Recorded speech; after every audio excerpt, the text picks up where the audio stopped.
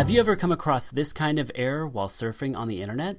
It may be that the web page you're trying to access has been censored.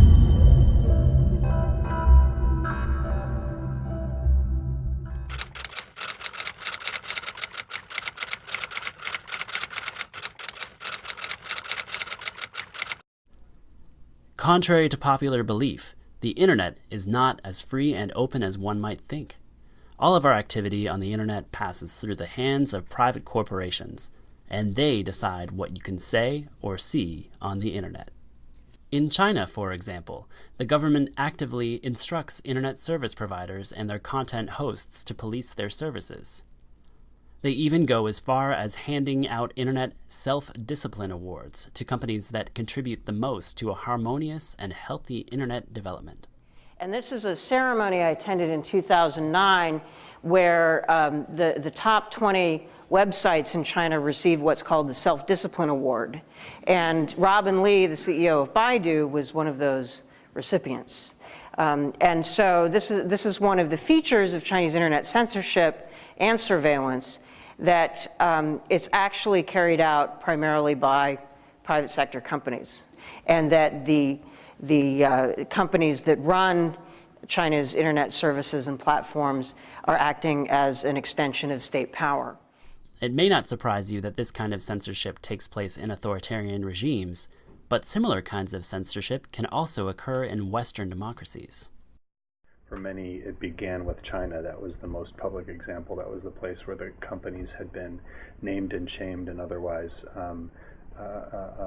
publicly taken to task.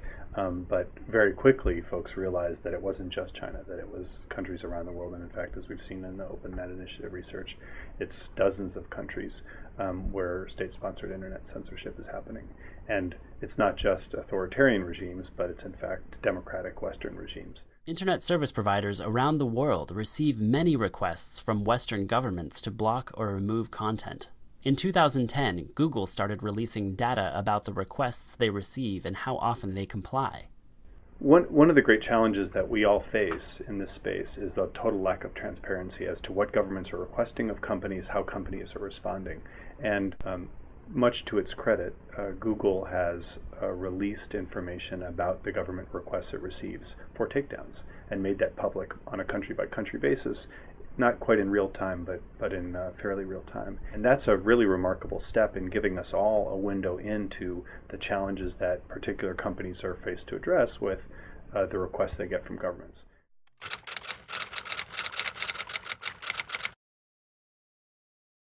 We're talking about corporations that serve as intermediaries, platforms for information flow between people and among people.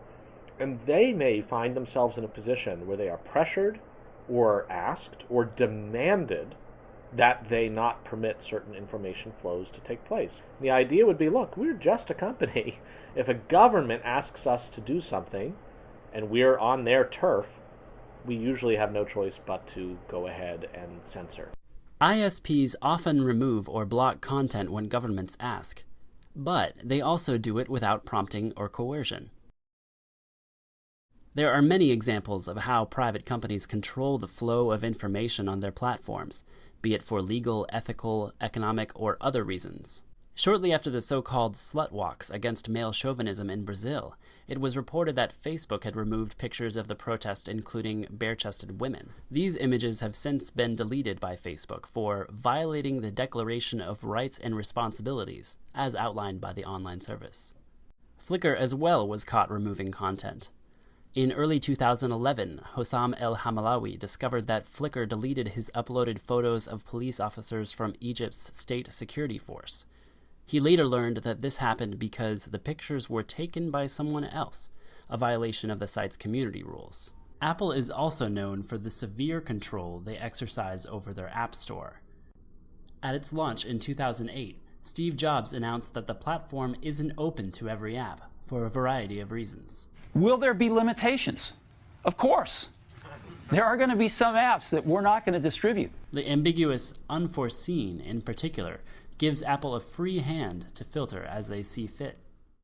Somebody came up with a baby shaking game on the iPhone, and offered it up in the store, and then a bunch of people said shaken baby syndrome is a serious problem.